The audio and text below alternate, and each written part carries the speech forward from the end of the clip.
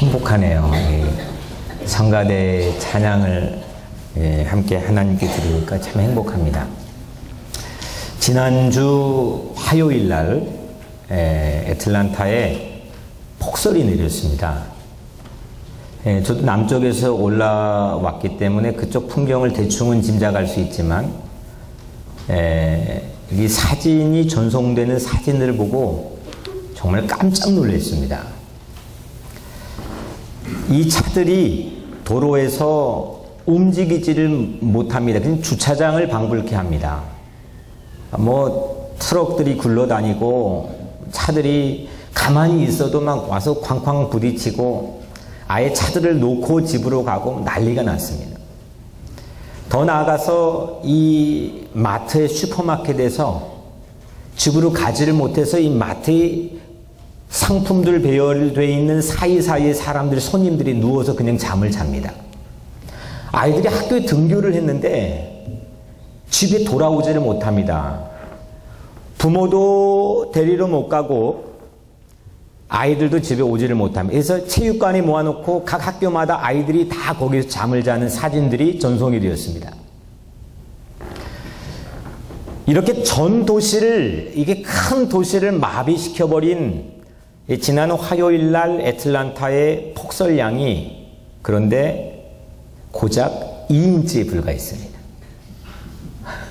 아니, 우리는 12인치가 와도 학교 등교하는데 2인치가 와가지고 전 도시가 마비가 되어버렸습니다. 근데 충분히 저 이해가 갑니다.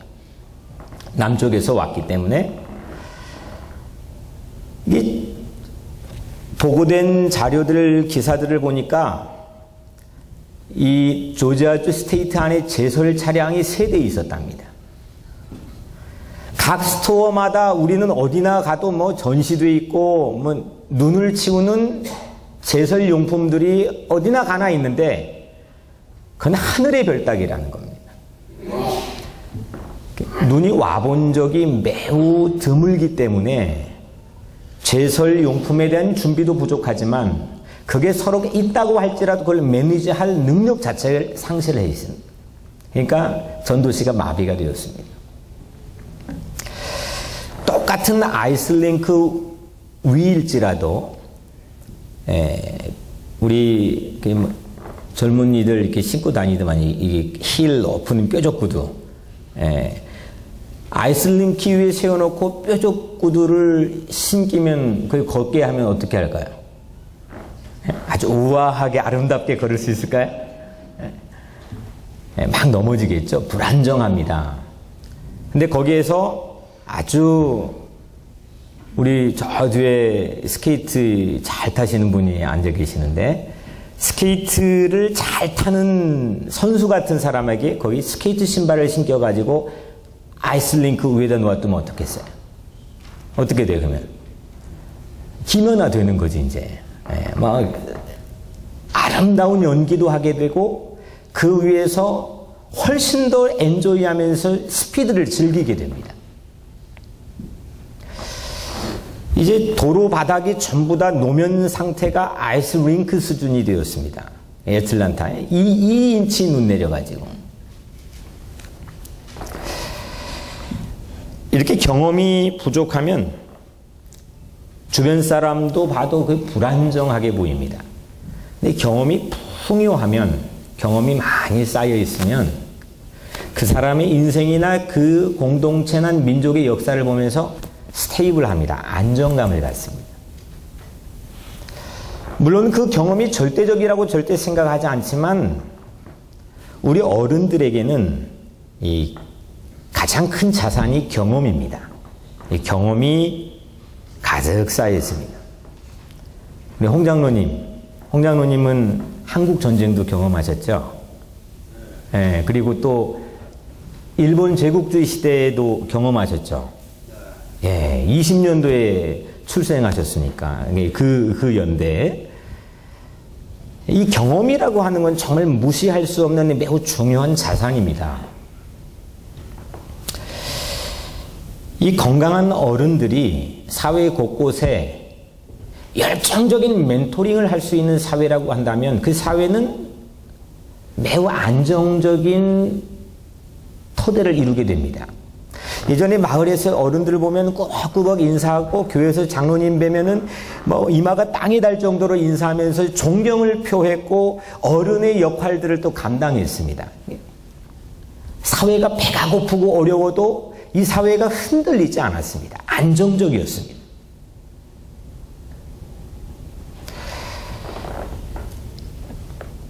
생명이 비약적으로 연장된 시대를 우리는 살고 있습니다. 이건 상상도 못하는 겁니다. 어렸을 때 동네에서 환갑잔치 하면 제 기억에는 이웃 동네에서도 오는 전 동네 마을 잔치였습니다. 지금 우리 교회 환갑이면은 장로님이 시니어라고 끼워줍니까? 네, 웃으시네. 네. 이 우리 사고 자체가 변했습니다. 조금만 있으면은 100년이 평균 수명인 시대를 산다고 하는데 제 마음속에 있는 질문이 이 남겨진 인생을 그냥 해지는 노을역처럼 그냥 포기하고 그냥 하나님 나라 하늘나라를 기다리는 걸로만 살게 그렇게 해야 되는 걸까?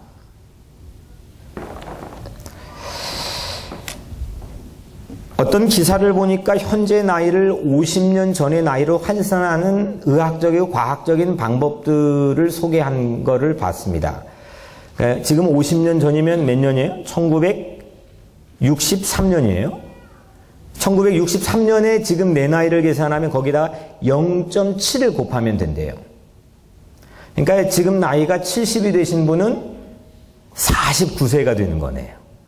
야, 49세. 예. 예. 너무 좋아하시네요. 예. 저는 그러니까 29살 목사가 되는 겁니다. 예. 1963년도 이게 절대적인 나이 개념을 가지고 여전히 나는 그냥 그 개념을 가지고 계속해서 끌고 가는 사람들은 시대의 변화된 상황에 도전에 적절하게 대응을 하지 못하고 사는 모습이라고 생각이 듭니다. 그래서 저는 이런 시대에는 지금 예를 들어 만약 70세가 되었다고 한다면 30년이 남은 거고 20년이 남은 건데 그러면은 제가 은퇴할 나이입니다. 제가 70이 되는 나이예요. 상상이 되십니까? 이 30년 동안을 어떻게 의미 있게 살아갈까? 저는 이분들에게 지금 이 사회가 대학도 갈 수 있도록 독려해야 된다고 생각하고 제2의 새로운 직장을 갖도록 또 격려할 수 있는 사회적 시스템의 뒷받침이 되어야 된다고 예언자적으로 그렇게 저는 생각합니다.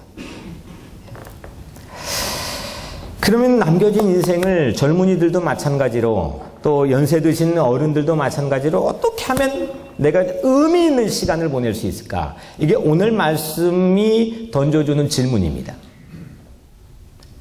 저는 여기에 대한 답으로 멘토링이라고 저는 확신합니다. 멘토링. 불안정한 시대를 살아가는 지금의 세상이요. 거의 보이진 않지만 아이스링크 수준입니다. 그냥 가다가 획가닥 다 넘어집니다.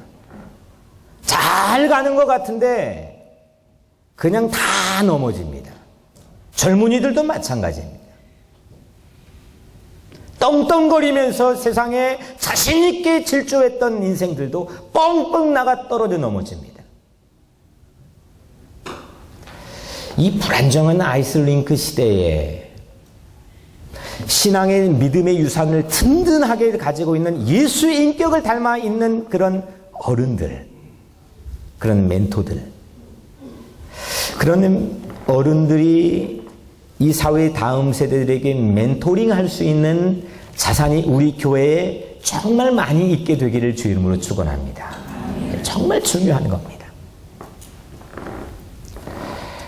멘토링이라고 하는 사전 뜻을 보면 경험과 지혜가 앞선 사람, 즉 그걸 멘토라고 부릅니다.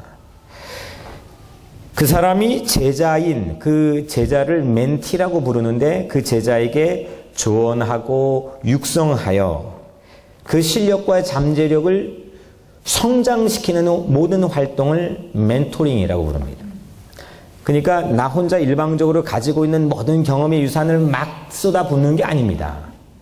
반드시 멘티의 상대의 잠재력을 발견해야 됩니다. 그리고 그거를 육성해 줘야 됩니다. 실력이 되게 만들어주고 그걸 개발해 줘야 됩니다. 그래서 저는 멘토링이 다이나믹한 교회, 그래서 세대 간에 예배도 따로 드릴 필요가 뭐가 있습니까? 뭐 영어, 한국어 그게 뭐 문제입니까? 저는 사실 그게 문제라고 생각하지 않습니다. 세대 간의 통합이 되는 교회. 그래서 아름다운 유산들이 멈추지 않고 넘쳐나는 그런 풍요로운 교회가 되기를 주의 이름으로 간절히 축원합니다. 창세기를 보면요, 멘토링의 책입니다. 우리 대표적으로 알고 있는 이 조상들, 이게 삼총사 있잖아요. 아브라함, 이삭, 야곱. 이 사람들이 뭘로 이렇게 움직여지느냐? 전부 다 멘토링입니다. 창세기 다 멘토링 책입니다. 출애굽기 그 다음 책도 마찬가지로 모세는 백성들을 멘토링했습니다. 광야에서 말도 치지리도 듣지 않는 백성들을 끌고 가며 40년 동안 계속해 멘토링했습니다. 그 결과가 레위기, 민수기, 신명기입니다. 그리고 이 모세의 멘토링의 인생의 결과가 여호수아 아닙니까? 복음서를 건너뛰어 볼까요? 예수님께서 12명을 불렀습니다. 그리고 12명을 3년 동안 아주 집요하게 멘토링했습니다. 예수님은 멘토링의 학습 방법은 십자가였습니다. 전국에 그걸로 그들을 완전히 뒤집어 놓았습니다. 거기에서 이 제자들이 사도가 되어서 교회들을 막 세우는데 이 사도들이 교회를 멘토링을 합니다. 그게 사도행전 이후의 책입니다. 성경은 전체가 창세기에서 마지막까지 사실은 멘토링 책입니다. 그 중에 성경의 가장 위대한 멘토는 예수님이지만 가장 많은 분량을, 멘토링이 가장 많은 분량을 차지하고 있는 인물은 누구냐? 사도 바울입니다. 그는 감옥에 갖다 쳐넣어도 거기서 멘토링하고 있습니다. 편지를 써가지고 자기가 세운 교회를 멘토링합니다. 기가 막히잖아요. 바다 건너 저 멀리 이역만리에 떨쳐놓아도 거기서 멘토링을 합니다.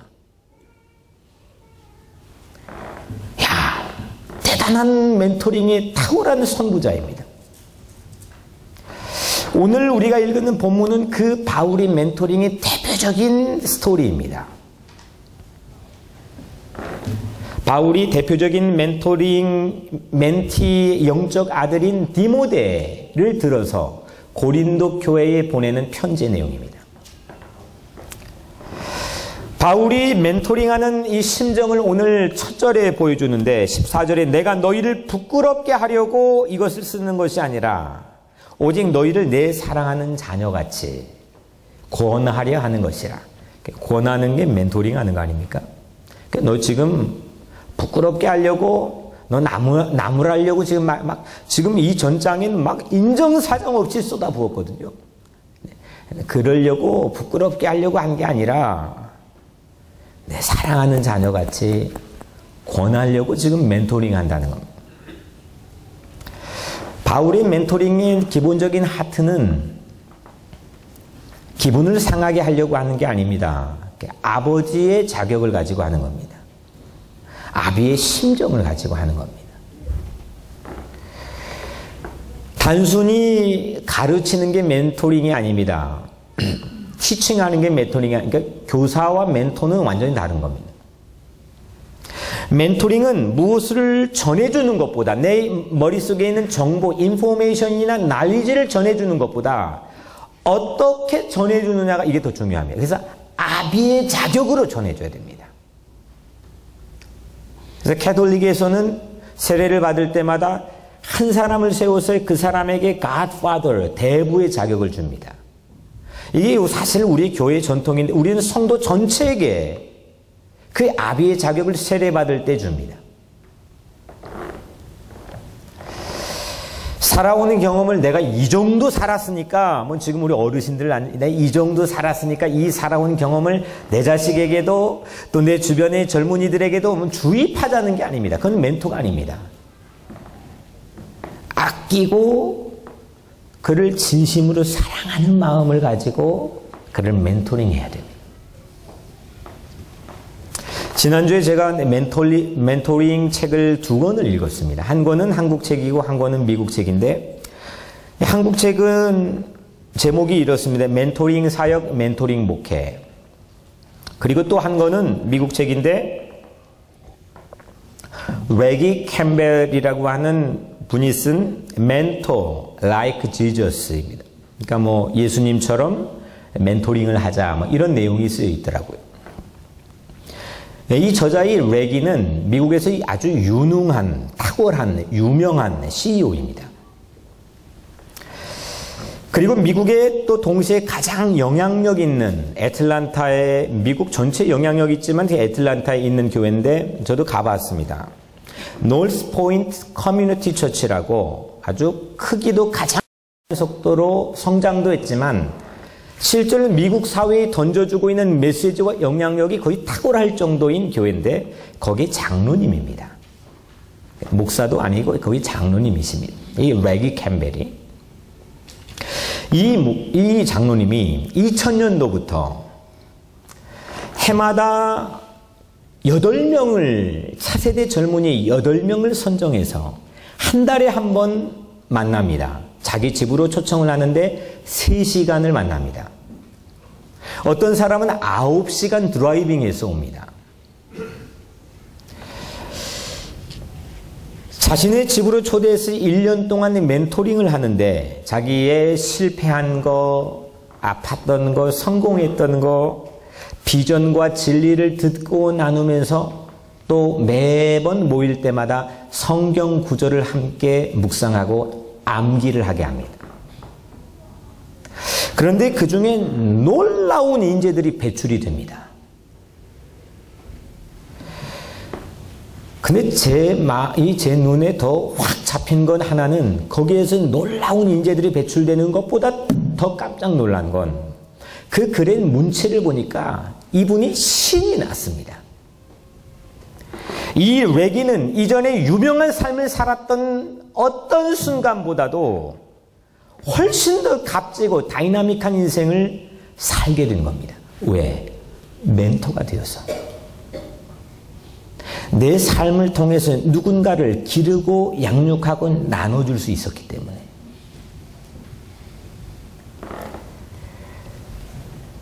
레기는 이 멘토링의 정수를 이렇게 포착해서 그 글에 담아놨는데 그걸 제가 잠깐만 읽어드리겠습니다. 멘토링은 무엇을 알게 하는 것이 아니라 그것은 교육이 담당할 일이다. 멘토링은 무엇 하기를 배우는 것도 아니다. 그것은 훈련이 담당할 일이다. 멘토링은 무엇이 되는 법을 누군가에게 보여주는 것이다. 그리고 그는 누군가에게 자기의 삶을 보여주기 위해서 이 멘토링의 가장 중요한 단어로 사랑과 섬김을 얘기합니다. 그러니까 아비의 심정인 겁니다. 여러분들 가르치려고 하면 잔소리가 될 때가 있습니다. 그래서 요즘 그냥 우스갯소리로 사람이 별로 이렇게 들을 만한 내용이 아닌 이야기들을 오래 하면 뭐라고 하죠? 설교하고 있네 그러잖아요. 가르치려고 하면 일방적인 원웨이로 가르치려고 하면 그게 잔소리가 될 수도 있고, 비유하자면 아이스링크 위에서 뾰족구도 신겨놓고 걷게 하는 겁니다. 그런데 사랑으로 아비의 심정을 가지고 멘토링을 하게 되면 똑같은 아이스링크 세상에 내놓아도 그 자식이 밖에 나가서 스케이트를 탑니다. 저는 우리 교회의 여러분들 모두가 밖에 나가서 뾰족구도 신지 않고 스케이트 타는, 그래서 여러분들이 각자 인생 넘어지지 않고 엔조이 할 수 있는 그런 인생이 되기를 주의 이름으로 축원합니다. 오늘 바울이 디모데에게 또 고린도 교회 교인들에게 스케이트를 신겨서 얼음 노면을 타도록, 그때는 얼마나 아찔했겠습니까? 걸리면 가서 처형당하는 건데, 아찔아찔한 인생의 순간에 그들의 신발에 스케이트 같은 걸 신겨서 멘토링을 해가지고 밖의 세상에 얼음 같은 노면을 타도록 그렇게 인도했습니다. 오늘 15절에 그리스도 안에서 1만 스승이 있으되 아버지는 많지 아니하니, 1만 명의 교사, 티처는 있지만, 수 없는 티처는 있지만 아버지는 많지 여러분들은 아버지가 몇 명이에요? 2명 있는 사람 없어요? 네. 아버지는 누구를 막론하고? 1명이에요. 1명이에요. 아버지 같은 like my father로 있을 수 있겠지만 나의 진짜 아버지는 1명인 거예요. 1만 스승이 있지만 아버지는 많지 아니하니 그리스도 예수 안에서 내가 복음으로써 너희를 낳았습니다. 1만 교사는 절대 멘토가 되지 못합니다. 그거 가르치려고 하고 그건 이 멘토가 되죠. 그 가르쳐가지고 세상 바뀌었다는 그런 역사가 세상에 있습니까? 한 사람 아버지 심정만 멘토가 될 수 있는데 그 아버지의 심정을 가지고 멘토링을 하는 것 같고 세상이 바뀌어왔다는 겁니다.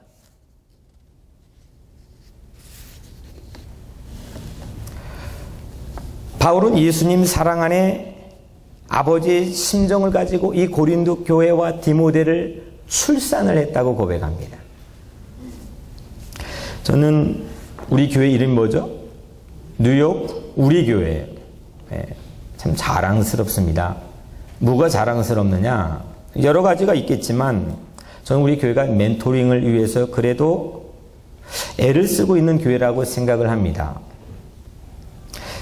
왜냐하면 요즘 미국이나 한국에 원로 목사와 후임 목사 사이의 갈등으로 교회가 몸살을 앓는 교회가 죄송하지만 매우 허다합니다. 그런데 우리 교회는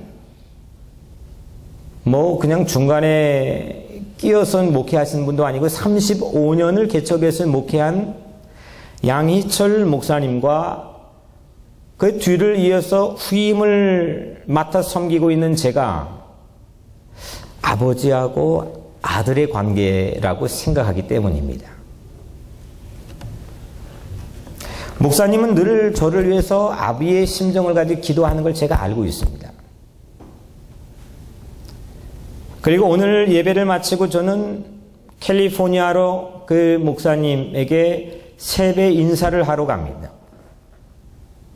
원웨이로서는 이거는 사실 이루기 힘든 매우 이 시대의 드문 증거인 매우 아름다운 유산을 우리가 함께 갖고 가고 있습니다.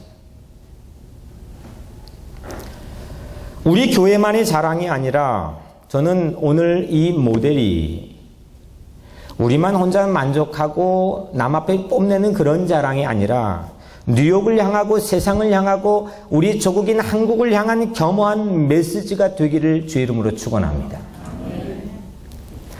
멘토링의 핵심은 무엇을 가르치는 1만 스승이 있지 않습니다. 한 사람뿐인 그 사람 주변에 꼭 한 사람뿐인 아비의 마음을 갖는 겁니다. 원로와 후임의 관계도 아비 심정으로 하는 멘토링이 좌우하고 이런 면에서 우리는 모두 이 좋은 모델을 기도하는 마음으로 함께 독려하고 가꾸어 나갔으면 좋겠습니다. 우리 교회 올해 비전이 내 양을 먹이라 학교 교회가 되자는 비전입니다. 배움터가 되자는 겁니다. 근데 학교에 학생만 있어가지고 그 학교가 좋은 학교가 될 수 있겠습니까? 아무리 좋은 학생들 거기다가 선별해가지고 가다가 뽑아 넣어놓아도 좋은 학생만 있다고 해서 그 학교가 좋은 학교가 될 수 있는 개런티가 되지 못합니다. 한 사람뿐인 멘토, 그 한 사람을 위해서 존재하는 한 사람뿐인 아비의 심정을 가진 멘토가 있을 때 그 학교에서는 세상을 움직이는 인재를 배출하는 그런 좋은 학교가 될 수가 있습니다. 우리 교회 지금 사실 우리 교회뿐만 아니라 어디 가도 지금 넥스트 제너레이션, 이거 교회 비전 모토에 안 들어가 있는 교회가 거의 없을 정도로 깨어있는 교회라고 한다면 다 거기에 관심을 갖고 있습니다. 근데 사실 저는 생각이 좀 다릅니다. 다음 세대만 주목하고 거기만 바라보고 있어서는 절대 이 꿈을 이룰 수가 없습니다. 건강한 멘토들, 아비의 심정을 가진 건강한 어른들을 우리는 이 몸되는 교회 공동체 안에서 격려하고 길러야 되는 줄로 믿습니다. 그래야 다음 세대를 향한 비전이 이루어질 수 있습니다. 지금 수요일 시니어 반은 씨앗도 심겨지고 또 우리 한국 학교를 가는 이사 보드 멤버도 우리 어른들이 하겠다고 시키지도 않았는데 자원하는 마음으로 하고, 저는 이 모든 일들이 매우 소중하다고 생각합니다. 우리 교회는 올해 내 양을 먹이라고 하는 비전 아래 3가지 기도 제목이 있습니다. In touch, 뭐죠? 사람을 보내주소서, 그리고 배움터가 되게 하소서, 세상을 치유하게 하소서. 그래서 사람인자, 배움터의 터자, 치유의 치자, in touch입니다. 영어로도 멘토링은 반드시 in touch해야 멘토링이 되는 겁니다.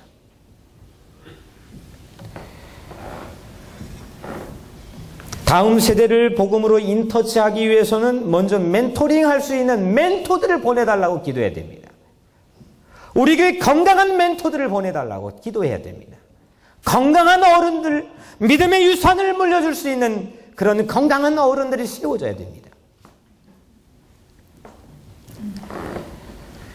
그리고 동시에 우리 젊은이들이 마찬가지로 아비의 심정을 가진, 내 인생을 향해서 아비의 심정을 가진 멘토들을 만나게 해달라고 멘티들은 기도해야 됩니다.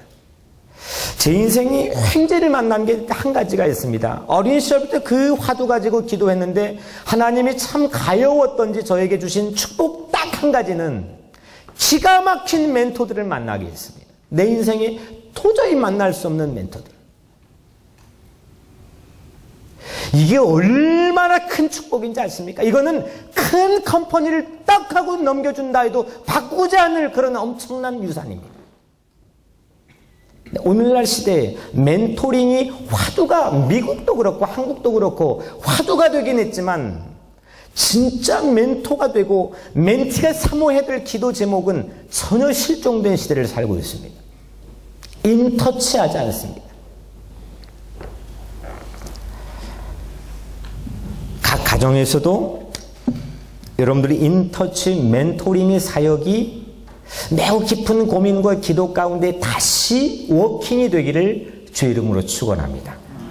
각자 인생에서 사모하세요. 하나님, 나에게 좋은 멘토를 올 한 해 만나게 해주세요. 이건 어르신들도 마찬가지입니다. 내가 건강한 멘토가 되기 위해서는 반드시 멘토가 있어야 됩니다. 예수님은 베드로에게 내 양을 먹이라 했습니다. 나는 이 정도 경험하고 이 정도 내 삶의 역사가 있는데 뭔 멘토가 필요해. 멘티들 와. 절대 멘토링 할 수 없습니다. 좋은 멘토가 없는 사람 절대 멘티를 멘토링 하지 못합니다. 예수님께서 내 양을 먹이라 했는데, 여러분 이걸 이 문구를 잘 보세요. 예수님께서 베드로에게 내 양을 트레이닝, 훈련하라고 말하지 않았습니다. 내 양을 티칭하라고, 교육하라고 말하지 않았습니다. 먹이라고 했습니다. 피딩하라고 했습니다. 이건 아버지가 하는 겁니다. 어머니가 하는 겁니다. 얼마 전에 제가 이 아들, 큰아들 녀석하고 이야기를 하는데, 물론 틀린 얘기를 제가 한 건 아니었겠지만, 시시비비를 가리자면 제가 틀린 얘기를 한 건 아니었겠지만, 한참 얘기를 하다 보니까 순간 내가 잔소리하고 있구나 깨달았습니다. 내가 잔소리하고 있구나. 우리가 교육자 회의를 매주 교육자들이 모여서 토요일 날 하는데 저는 한 가지라도 좀 더 주고 싶은 열정으로 모일 때마다 막 얘기를 합니다. 근데 얼마 전 제 마음속에 그런 한참 얘기하다 보니까 그냥 혼자 얘기하고 있는데 이게 잔소리하고 있구나. 요즘에는 우리 부목사님에게 그 회의를 맡기고 저는 한 달만 참여를 합니다. 근데도 그 회의 잘 굴러가더라고요. 관건은 멘토링입니다. 아비의 심정을 가지고 누구든지 그 멘티들을 대상으로 멘토링을 할 수 있는 그 마음 하트가 있느냐 이겁니다.